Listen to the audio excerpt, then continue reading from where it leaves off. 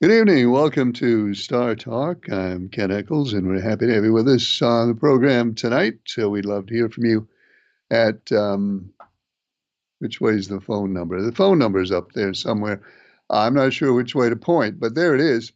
The email address is there too, keneckleslive@gmail.com. So would love to hear from you either by phone or by email. Got an interesting email from Citizen D, uh, who was in a High Point, apparently in the High Point area today, and bought some gas and sent me some really interesting images. We'll get around to that in a second. Hello, caller. You're on the air. Go ahead, please. Hey Ken, how you doing, buddy? I'm good, Early Bird. How are you doing? Oh, I'm doing all right. I got a good checkup over at Greensboro. I had to ride in that rainbow. I tell you, it was terrible, terrible. Oh, this morning? I Yeah, it was a mess. Yeah, I had to ride all the way over here on the Greensboro battleground. It was You, something, boy. you got What a I was good going to ask you was, huh? Go ahead. you got a good checkup. Is that what you said? Yeah, I got a good checkup. Yeah, Okay, I got good. my medicine. I've been having trouble getting my medicine. I used, when it first started, I didn't have no problem, but I don't know what's done happened to this Medicare or whatever, but I've been having a problem getting on that program because I can't afford it. It was $3,000 for 30 pills. That's $2,000 for 30 pills, My goodness. Uh, and I can't afford that. So my doctor's got me on a program, but it was doing good. I didn't have no problem. Now I'm having problems, but she's keeping me with medicine until I get on that program. I got enough so far. okay, well, I'm So glad you what got I a was good going, checkup. Go ahead. well, thank you. What I was going to ask you was, who named the Gulf of Mexico? Who names the Gulf of Mexico? Uh, what it comes down to really is every country can decide what it wants to call the Gulf of Mexico. I mean, there's no committee or official somewhere in the world that names stuff. We can call it the Gulf of America, and the others can call it the Gulf of Mexico, and it's just pretty much whatever. I mean, really, Okay. it's whatever you want to call it. Oh, so when did that start? Years and years ago?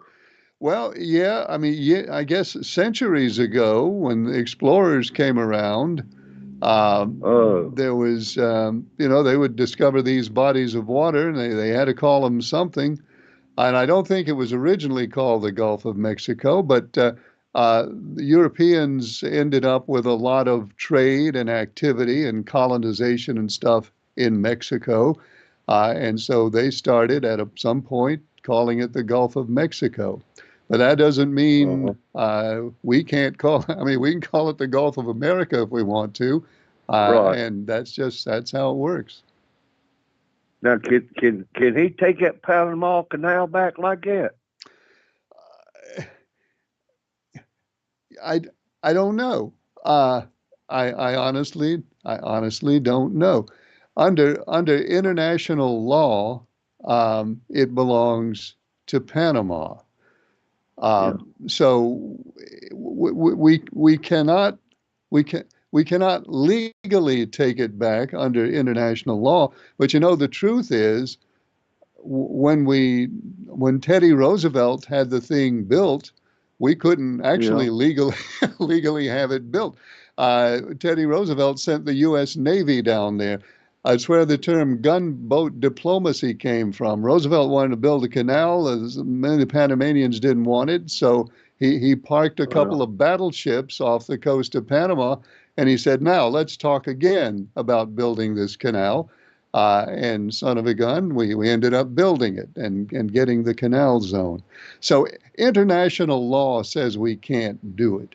In the actual course of events, we probably can.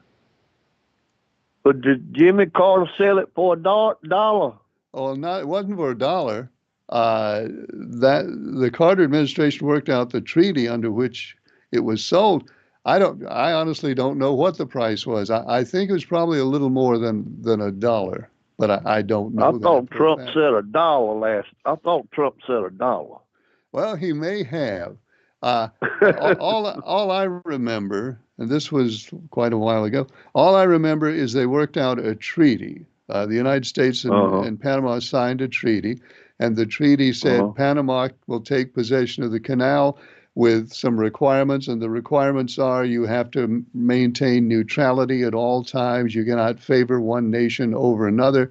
And the treaty also said, now let me put, I haven't read that treaty, so I don't have this exact wording, but my Uh-huh. understanding of the treaty is it also says that if world events come to the point where there is an emergency or exigent circumstances or something like that that demand that the United States take control of the canal again, then I believe the treaty says that we can, but it does not define which events would make that necessary. So the whole thing is kind of fuzzy, to tell you the truth. Yeah. Well, do you get to pick a driver? Yeah, I pick one, but I don't. I'm not eligible to win, though.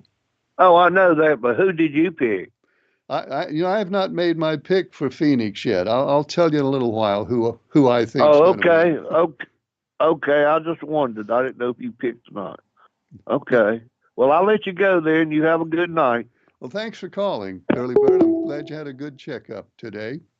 Uh, Phone lines open at the number. The email address is keneckleslive@gmail.com. Um, and I was, hold on, let me get a different phone because this phone causes problems with the mic. So let me get this other phone. Hello, caller. You're on the air. Go ahead, please. Well, good evening, Mr. Ken. I'm sorry I'm a little late, but I have been on a long distance call With who? with a woman in the Philippines. You've been on a long distance call with a woman in the Philippines. Oh yeah, I'm good. I'm good for that. What time? I What like. time? What time is it in the Philippines?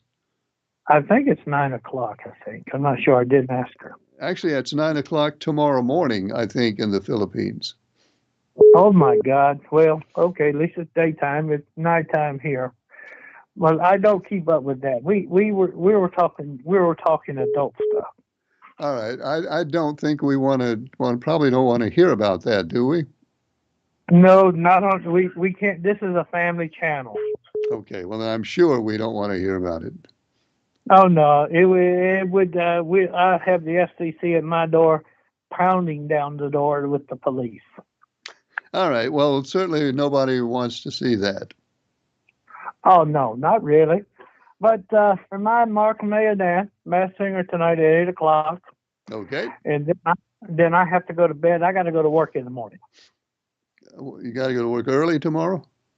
Yeah, I got a few things I got to do, and I'm the only guy got it. I mean, I'm the only guy that's got it. I got some chores to do at work. So they have complex problems that only you can solve. Yep, and I'm going to solve them before the boss starts getting taught. Before the boss gets mad. All right. Well, we don't want the boss to get mad. Oh no, we don't want that. I don't want. Well, she did leave me a note. She left a list. I heard. You heard? Yeah, I heard rumor from the supervisor. All right. Well, yeah, I guess you better go to work early tomorrow then. Yeah, I better, or else I get rode up. I don't want to get rode up. It will stain my reputation. Yes. Well, a stain on your reputation. Really, that would just be one more out of dozens or hundreds, wouldn't it? Oh yeah, but I always get the work done, and it gets rid of the stain. All right. Well, go get some sleep, and good luck with that. Oh yeah, I'll get it done. I'll talk to you next week about it, and I'm gonna watch. I'm gonna watch the rest of your show and watch a Masked Singer. Thanks for calling. Bye, sir. Good night. Boss has left him a list. Hate it when that happens.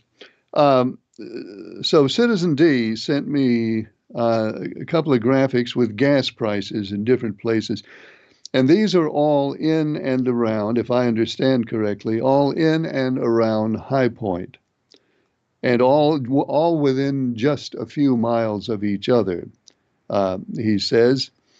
And what really struck him was the disparity, and we'll get into that in a second. Hello, caller. You're on the air. Go ahead, please. I apologize for interrupting, Ken. Oh, you're not interrupting. That's why we Okay. have the phone number up there.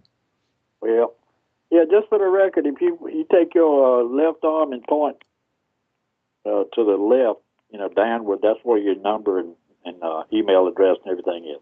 Here? Here? Yeah. Okay, good. That's good to know. Thank you. Yes, sir. I was familiar with the Supreme Court finally made a woke decision today. Did you hear about that?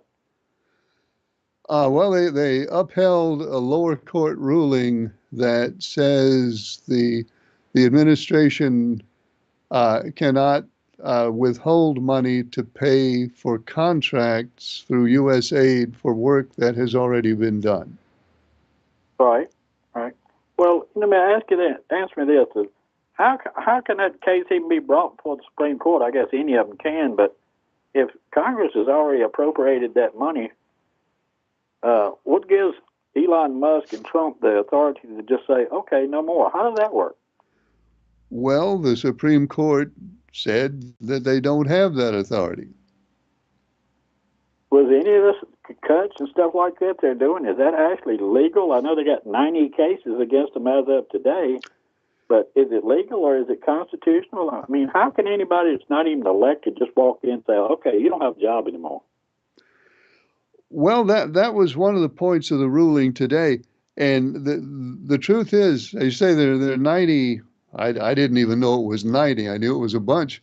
But if it's 90 or however many of them there are, they probably are not all going to end up the same way because they all have their own circumstances. But basically, the logic of the majority today was that Elon Musk has not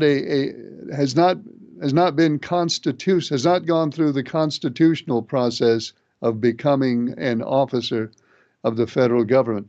There's this thing called the Appointments Clause, and the court says that in the position that he is in, he would have to have been officially appointed and approved by the Senate to be in a position like that. That was the ruling today in this case. Now, what that means for the rest of the cases, you would think it would have some implications, but we won't really know for sure until the rest of the cases come through. Okay, I agree with that. But this military aid that Trump cut off to Ukraine, how is that constitutional either? Because was that not already approved by Congress also? Well, that's kind of a fuzzy area there. Congress has approved amounts that can be given to Ukraine. It's not entirely clear. It is one of those things that's not entirely clear whether that act of Congress requires that the money go or whether it leaves some discretion from the president. I can't decide that. Some judge is going to have to decide that one. Yeah, well, it seems like the only guardrail from now we got left, Ken, is the courts, because the Republican House and Senate, it don't make no difference what Trump wants to do or tries to do. They're just going to sit around and say, okay, yeah, all good. Just go ahead and do what you want to do. But just aid that they cut off to Ukraine today, Ken, what really blows my mind is, how would the public what would they have said about a situation like that when we were in Vietnam? They said, oh, okay, we don't like the way things are going. We're just going to cut your aid off. I think every veteran in the world should be in the streets raising Cain about that kind of stuff. And not only that, they said today that between 70 and 80,000 veterans affairs people was going to be cutting this cut too. Now, if you're a veteran, especially a disabled veteran, why are you not upset about that? Well, some veterans are upset about it. Not all veterans. Some veterans are. And I think a lot of veterans are waiting to see what effect it has on services. And that's a question we can't answer yet. If these folks, um, the idea behind it, the rationale of it is that there are a lot of people working for the federal government who are not necessary and don't really contribute very much, and we'd be as well off without. That's the rationale for the whole thing. Now, maybe it'll turn out that the Veterans Administration has a lot of people working who aren't necessary people, and maybe the people they're firing will turn out to be people who weren't necessary. We don't know the answer to that, but I think veterans, by and large, are waiting to see what will be the effect of this. If it if it disrupts the process, then veterans will be upset, and if it doesn't, they won't. But again, it's another one we got to wait and see on. I know the whole thing is a wait and see, Ken. It's a whole lot of maybes in everything he's doing, but I just don't agree with what's going on with that stuff and a lot of those cuts. But I think the Republican Party has always, pretty much in the last 30 or 40 years, wanted to privatize the VA system, and I mean that's just a mess, Well, I wish I could answer all those questions, or I wish I knew somebody who could answer all those questions. I don't know. We're kind of in uncharted territory here. Yeah, we are. I mean, it looks like Trump's just going any way Putin wants to go. I mean, he's cutting back sanctions. He's, doing this cyber stuff. He's doing away with that. I mean, it just none of it don't make sense to me, Ken. But I hope people will woke up and see what's going on. Well, now the Pentagon did reverse itself on the cyber. At least they said that. Actually, the Pentagon says that the Secretary of Defense says he never ordered a cessation of cyber operations against Russia. Whether he did or not, I don't know, but he said yesterday that those operations will continue. Yeah, well, Elon Musketeer also said that he didn't cut the USA aid off either, for certain things too, but come to find out he did, and basically is going to go to court or has gone to court to have it turned back on. I guess that's what the Supreme Court ruled on today, but, they say one thing, but they're actually doing the opposite of what they said they're doing, and that's pretty scary. Well, we're going to have a busy, busy time in the federal court system. Without a doubt. Thank you, Ken. Have a good weekend. Thanks for calling. Good to hear from you.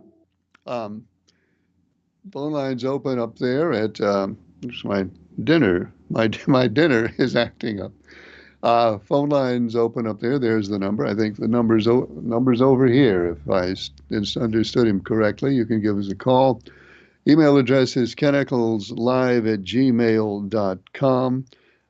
Here are some of these gas prices that Citizen D reported around High Point. Harris Teeter, $2.79, Citgo, $2.87, Circle K, $2.87, Sheetz, $2.43, Murphy, $2.43, Speedway, $2.45, another Citgo, $2.48, BP, $2.69, Exxon, $2.69. And those are prices he saw today. He said all of them within a few miles of each other. And people are always noticing stuff like that and wondering why. If we look at the biggest disparity, I guess the highest price on here, $2.87 at Citgo and Circle K, and the lowest $2.43. It's 43 cents a gallon difference from the highest to the lowest. And folks do wonder about stuff like that. Hello, caller. You're on the air. Go ahead, please. Good evening, Ken. Hello. This is a call you don't want, but this is Briscoe from Hustle. Briscoe, we've been looking forward to hearing from you. What's happened? Well, I tried to call last night and couldn't get through, but anyhow, uh, my Brightstone, Brightspeed, whatever it is, telephone, home phone, Mm-hmm. they said they'd be out here yesterday, Tuesday, Right. sometime between 8 in the morning and 5 in the afternoon. Okay. And they would contact me. They did. Representative came out about 10 afternoon yesterday and said I had no problem with my phone. The phone problems were at a box on Ellisboro Road, and they had solved the problem. And I'm calling on my house phone now, Brightspeed, and it's working. Because I'm still getting, I think I just erased 7 robocalls that I'd gotten this afternoon. Okay. Well, at least your phone's working, so that's one step in the right direction. So it was in a box. How far from your house was the problem? It was on Ellisboro Road at Lindsay.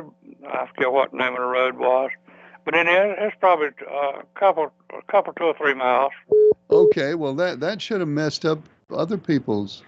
I wonder if there are other people who are on that same box. I have no idea. I have not heard and talked to anybody that had any telephone problems. So maybe they're still living with it, or maybe they got it solved. I don't know. Okay. Well, it's a shame that it took them that long to figure out that there was a problem on Ellisboro Road. Yeah, it was right at 3 weeks. Briscoe, are they going to give you any kind of a refund or a discount for the 3 weeks you didn't have a phone? I don't know. I asked the fellow on the 800 number if they would, and he wouldn't answer me. So I don't know what they're going to do. I think I'd ask again. It may take you 2 years to get an answer. Yes, well, I'll live with it. My phone service is not that expensive, but I'd like to pay half of it anyhow. All right. Well, I'm glad they fixed it, Briscoe. I'm really glad they finally fixed it. Well, thank you so much for taking my call, and I'll try not to call you again unless something comes up that I'm interested in. Well, Briscoe, call anytime. Thanks. Thank you very much. Okay, Briscoe has his phone working for the first time in 3 weeks. And it wasn't even at his house. It was out there on Ellisboro Road. But be that as it may, Briscoe has his phone again, and now he can call 911 when he needs to, or if he needs to. Hope he won't need to. And Briscoe, thanks for updating us on that. Now, I looked up this thing called the National Association of Convenience Stores. They have a website. The convenience stores have an association, and the association has a website. And they've got a list of things on there that they describe that affects gas prices and causes gas prices to be different from store to store, even stores that might be in sight of each other. And I'll go through a few of those things a little later. Hello, caller. You're on the air. Go ahead, please. Hello? Hello, caller. Hello, caller. All right, looks like, hey, caller, you're on the air. Go ahead, please. Hey, Ken, it's Mark Medan. Hey, Mark, how you doing? Okay, how you doing? I'm doing well, Mark. Thank you for asking. That's good. Tell Charles McDaniel, I appreciate him reminding me of Matt Singer. Okay. And I almost forgot. This morning. Today was Wednesday, but I seen the commercial also on TV this morning. All right. Well, good. So now you'll be all set at 8 o'clock. Yeah, and I want to remind him that Charles reminded me today that American Idol started last Sunday, which I didn't know, and American Idol will be on this Sunday at 8 o'clock on Channel 45, and then okay. The Voice will be on, and then The Voice will be on at Monday night at 8 all right. on Channel 12. All right. I'm sure Charles is writing all that down so he'll know. Yeah. You was talking about gas prices. Checkers Grill and Grocery in Madison last week was $2.85, and the ones in Mid-End, all the gas stations in Mid-End last week was $2.79. And then today I looked, Checkers is $2.79, and the ones in Mid-End, like Mid-End Marathon and Sunrise, and the one near the fire department over there in front of them is $2.79. So All $2.79 now. everybody's 279 now. All right. Well, that's going in the right direction. Oh, okay. I thought I'd tell you about it. I didn't know if there's a difference or anything. And then I was going to say also, the last week and this week, Gastown on 311 was 273, and it's still 273. That's Gastown on 311, 273. Okay. Yeah. Well, that's pretty good. It used to be Ann's Market number 2, but it's called Gastown or something now. Okay. Well, thank you, Mark. Thanks for that information. Okay, thanks, Ken. Well, thank you for calling, Mark. Good to hear from you. Phone line open there. If you can give us a call, the email address keneckleslive@gmail.com.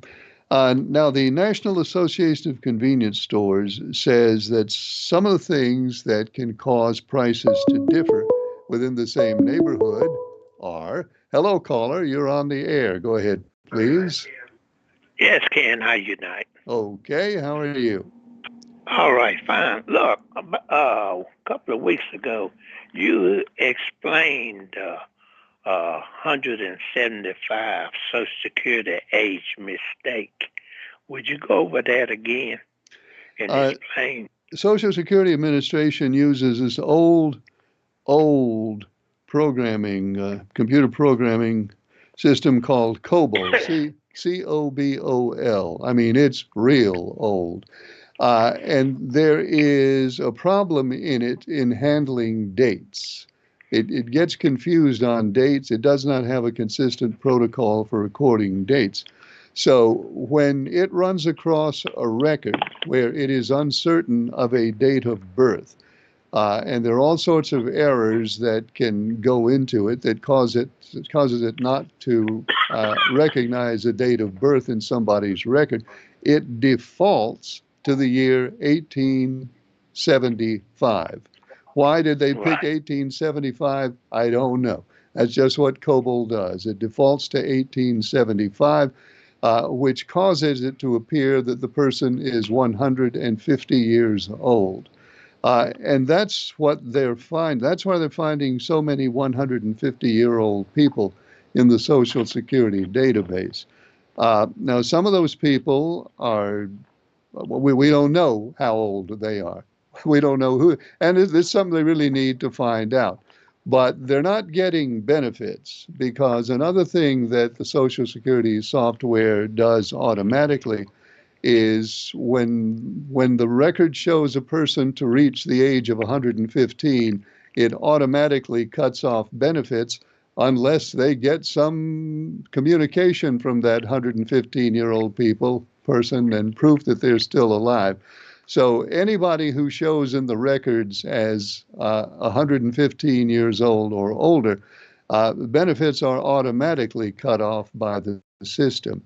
So none of those 175-year-old, 150-year-old folks can be receiving benefits. But that's why there are so many who show 150 years old. Right, Ken. And see, the thing that really bothered me, for people go nationally televised live. Now, if this fact you know and you realize, shouldn't the president, vice president know the same fact that none of those people that age are not getting benefits?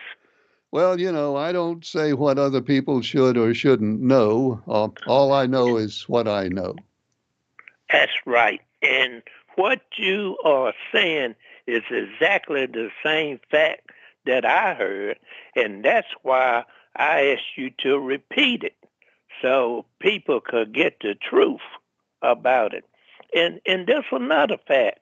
If a person was 200 years old, 300 years old, and receiving benefits and all, you take 8 years ago, wasn't Trump president between 2016 and 2020? So if those people have been collecting benefits continually and shown as being those ages, wasn't that happening under his administration? And if this massive fraud, if his people overlook such massive overpayment, then I mean, there's something wrong with them that let it go for 4 years. You know. Well, you know, there've been a lot of presidents, a lot of different presidents, and a lot of different administrations who presided over the waste of a lot of money by the government. I think we can all agree on that. The government is not an efficient user of money. But that's the first time I heard a 300 years old recipient. Well, I hope they're doing well wherever they are. Okay, kid, thank you for taking that. But one thing that I would like to speak on, today the Chinese put out a statement. If war is what the U.S. want, be it tariff of what, they are ready. And see, we can look for China goods to go up very quickly with these tariffs and the situation, their attitude, and the way they feel about what is going on. Now, we get many goods from China, including our medicine, okay? So when our medicine goes up, Big Pharma is not going to eat that cost. It's going to be passed on, Ken. And if you are taking medicine, then you need to get ready and look for that. You understand? And we as a nation, consequently, need to find ways to make medicine here is the most important lesson we need to learn. That's right. I haven't heard any mention it's just like grocery costs. I haven't heard any mention or remedies to address the things that are affecting everyday people. I just hear stuff concerning ideology and policy and everything.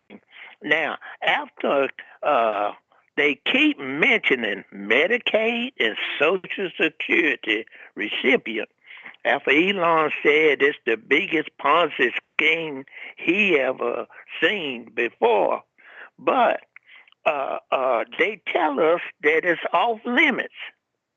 But I don't put anything off limits to Elon Musk. And we hear now that there's going to be some temporary pain. What does that mean, temporary pain?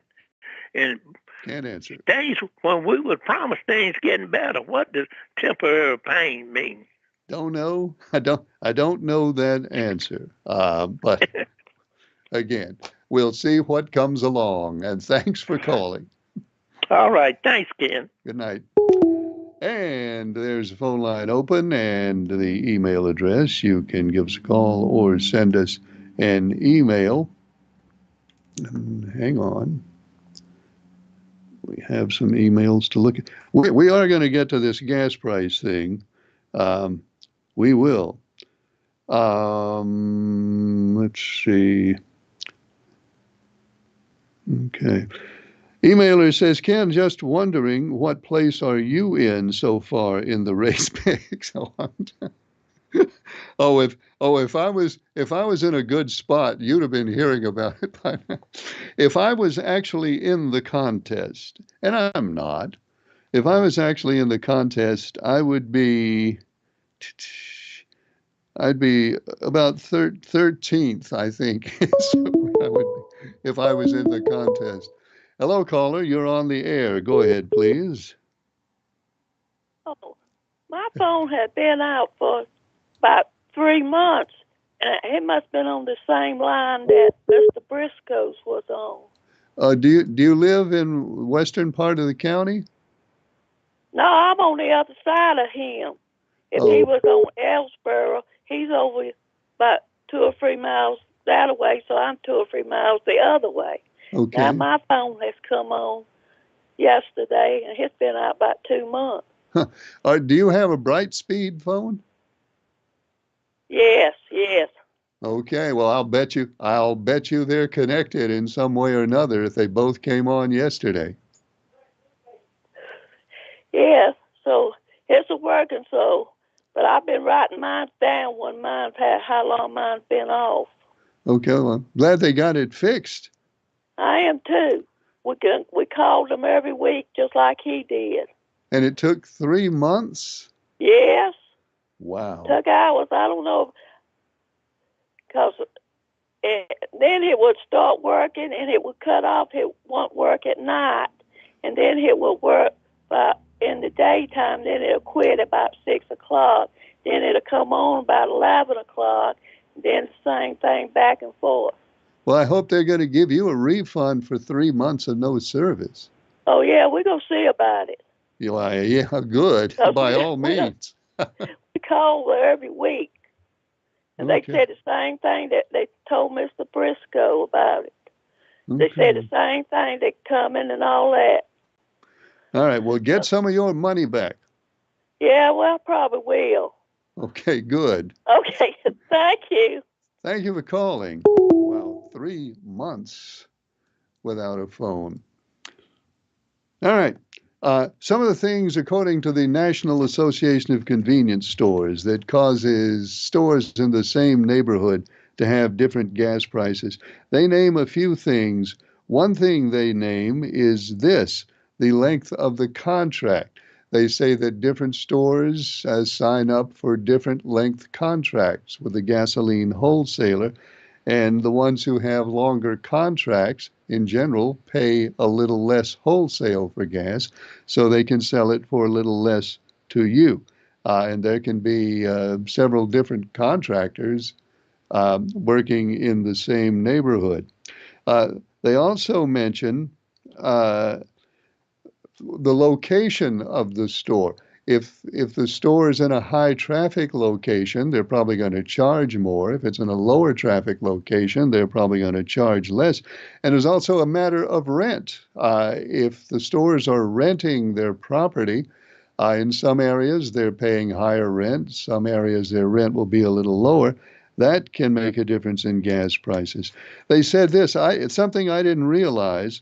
At the average convenience store, and this is from the National Association, the average convenience store, gasoline makes up 67% of their total cash flow volume, but only 39% of their total profit, which is to say, they make more money on this if they make sandwiches, if they have made-to-order stuff that people go in and buy, or depending on how much stuff people go into the store and buy, they make a bigger profit on what they sell inside the store than what they make selling gas. And as a result of that, sometimes they will charge less for gas, just as not exactly a loss leader, but something like that, to get people to stop, because they figure those people are going to come into the store and buy some high profit items inside the store. If somebody's selling brand name gas, by and large, that'll cost more because the retailer pays a higher premium to the brand name company, because the brand name company supports them with advertising and all sorts of stuff that bring more customers in.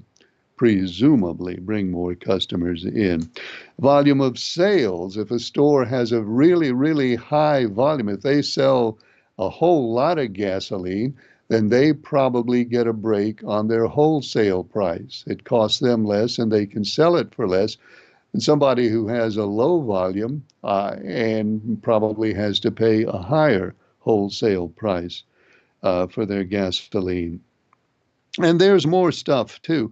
But those are some of the more apparent things that are listed on the National Association of Convenience Stores website as reasons why you will see places within a few miles of each other with very different gas prices.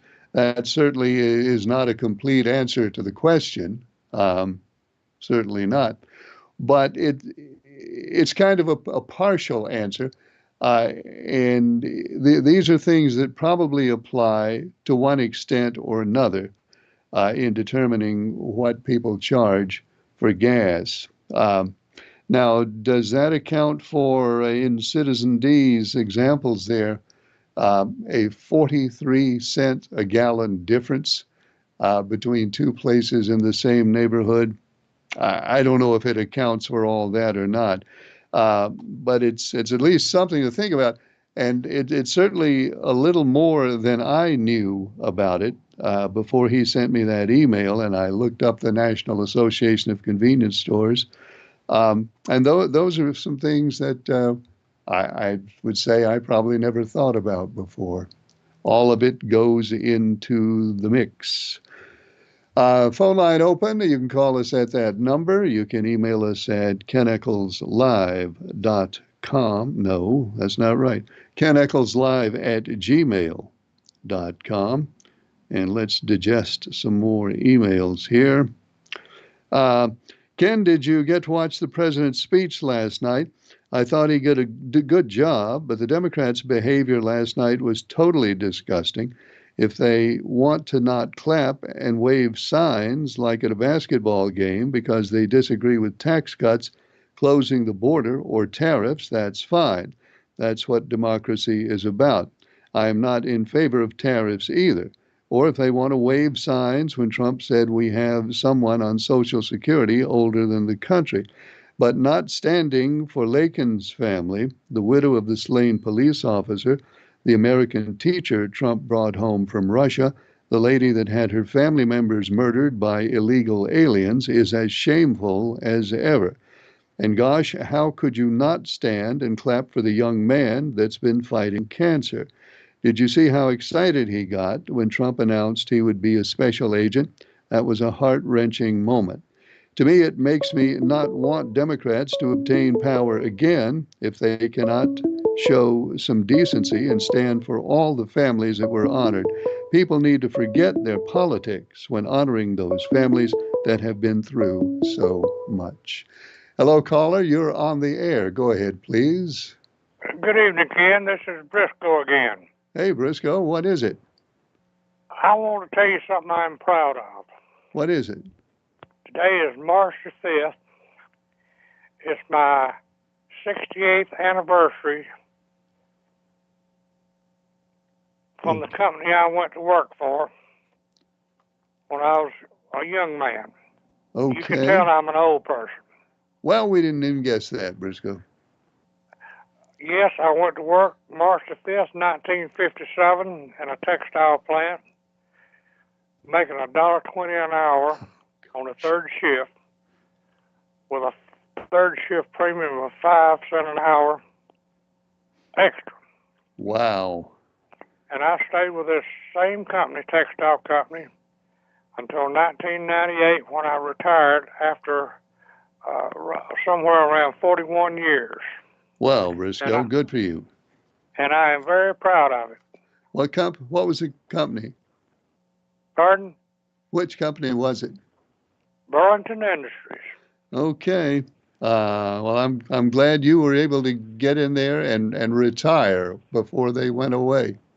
They went away, and they gave us everybody where I was working, told everybody to feel free to get out and find a job, but I had as much seniority. They didn't tell me that, but I applied for retirement. 41 years. So March Right at 5th, 41 years. March 5th, 1957. Well, good for you, 1950 Briscoe. And I retired in 1998. Okay. Well, you must have done a fine job to stay around for 41 years. Well, the Burlington Industries was good to me, and I was very good to Burlington Industries. Well, Burlington Industries was good to quite a few people, and I'm sorry they're not around anymore. I am too. Thank you for taking my second call. I apologize. Well, thanks, Briscoe. And before somebody scolds me, I know I'm not supposed to call twice, but you know, after the struggle Briscoe has been through with his phones, let's give Briscoe a break tonight, and not bother him about a second call. And congratulations for 41 years at that same company, Briscoe. That's quite a run. I remember days when people would not have imagined that Burlington Industries and Fieldcrest and Cone and Dan River Fabrics would ever go away. But we know how that worked out. This emailer says gas at the Shell station on Scale Street and Richardson is $2.69. Nice. Hello, caller. You're on the air. Go ahead, please. Yes, Ken. How are you tonight? I'm good. How are you? Great. Yeah, I'm fine, Ken. I was just calling concerning that emailer. He called, he texted, and he said something about the Democrats not standing up and praising Trump. But who can believe anything he says? You know what I'm saying? And it seems like anything come out of his mouth is a lie. I mean, I just can't get along with the man. Just simple as that. I mean, you can sit up there and he can say one thing today and then tomorrow is something different. It's like he's saying that the motor company is going along with whatever he's doing to get things, you know, as far as the Ford Motor Company. And but then again, I heard the Ford Motor Company saying they begging Trump not to do what he's doing, to hold off on what he's doing. But yet it's still, he sit up there and say, well, they pleased with what I'm doing. Well, and you can't believe nothing that this man is saying. I mean, that's my problem with him. I could go along with him if I could believe whatever he's saying, but you can't. Well, let me mention one thing, kind of just to get this in. The emailer didn't criticize the Democrats because they didn't stand up for Trump. He said he thought they should have stood up for the young man with cancer and the family of Laken Riley and those other folks. He didn't say they should have stood up for Trump. So I just want to make sure we have the record straight on that. I understand what you're saying, Ken. I do. I understand what you're saying, but that's part of the reason. If anybody else would have said it, yes, they would have stood up. They would have stood up. But being as Trump said it, and in the way he is, that's why they didn't do it. And you take Al Green, he stood up and they threw him out, but Al Green was right. Al Green was on his point. They shouldn't have threw the man out. I mean, he should have. I mean, let him say what he said, and went on. You know, but no, they're gonna sit up and no. I can't go along with nothing this man. I understand about the person with the cancer and whatnot, too, and I could not relate to that right there. But when it comes out of Trump's mouth, it's just he just saying that right there just to get point. That man is so nasty. He just saying stuff like that just to get point. So somebody would like him. That's the reason why he's. I sad to say it. It's sad to say that, but that's the way I look at it. So, but anyway, Ken, I'm sorry, but anyway, I had to get that out. So, well, I appreciate your call. Appreciate your call. Thank you very much. Thank you for taking. Okay, phone line is open. There's a number, and we got another email over here that we'll take a look at. This one says, Ken, what you read from the convenience store people makes sense. Hang on a second. Hang on, caller. I'll be with you in just a second. Emailer says, what you read about from the convenience store people makes sense, but I still don't think it completely tells me why it can be that much difference between prices in places that are close together. I think there's some crookedness going on somewhere. Okay, emailer. Thank you. Hello, caller. You're on the air. Go ahead, please. Good evening, Ken. Hey, how are you? I'm well, thank you. I hope you are. I am. For the record, I'm glad to hear Mr. Briscoe, call twice. Okay. Glad he can call twice. Exactly. And for the record, congratulations, Mr. Briscoe, on a great career. That was all for the record, Ken. I hope you have a good evening. Okay, well, thank you for calling. Yeah, we should celebrate Briscoe because he has a phone that works, and because he had such a long career with Burlington Industries. Good for you, Briscoe.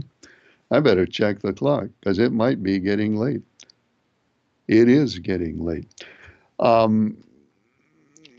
This emailer says, here's kind of a different email. It was an entirely different direction. Here is our pick from ChatGPT. We were missing ChatGPT, and we're still missing Pretty Man. Pretty Man doesn't have his pick in yet. ChatGPT is picking Kyle Larson, number 5 for Phoenix. And how many? So 1, 2, 3, 4, 5 folks. Well, 4 folks and ChatGPT have Larson for Phoenix. By the way, somebody asked me today where ChatGPT is in the standings, and I'll tell you, I mentioned that the other night. ChatGPT is now number 6 in the standings. It's Liberal, Nice Guy, Early Bird, Lady in Black, Citizen D, and then ChatGPT in 6th place. And for Phoenix, ChatGPT picks the 5. As for me, somebody, I don't know why anybody would have any interest at all in my prediction for Phoenix, but here it is anyway. I'm taking the 12 for Phoenix. I'm in, hang on, let me look. I estimated 13th. Yep, that's where I would be. If I was officially in the contest, I'd be number 13 right now. But I'm taking the 12 for Phoenix, and we still don't have Pretty Man. I don't know if Pretty Man is in a huff and is boycotting us. I don't know what the issue is with Pretty Man. But we still don't have his pick. He tried to take the 12. We went through this last night. He tried to take the 12, but he had the 12 last week, so he can't have the 12 this week. Maybe Pretty Man is pouting because he can't have the 12. Could that be what's going on? No, because here he is. Do not fear, Eccles. Pretty Man is here. People have to know and have to have. People have to discuss. What? People have to know and people have to discuss it when I make my pick for the big race. And here, since I cannot have the pick that I am entitled to have, which would be the number 12, because of your stupid rules and regulations that you make up as I go along. You make up as I go along the rules and regulations. All right, let's skip over that part and let's get down to business here. Pretty Man's prediction for the contest in Phoenix is that it will be won by the number 12. Oh, he's going with the 20. Christopher Bell. He's looking for another Christopher Bell big day at Phoenix. And then Pretty Man closes. I have spared you most of this. Pretty Pretty Man closes by saying, I continue to demand that Charles Rourke send himself a letter of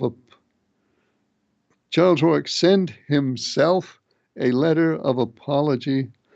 I don't know. I don't know what he's saying. Let's just quit because we really are out of time. That's all the time we have for Star Trek, Star Talk, whatever we're doing. That's all the time we have for it. We're on the air Mondays, Tuesdays, and Wednesdays. I hope you'll join us next time. Thanks for watching. I'm Ken Eccles.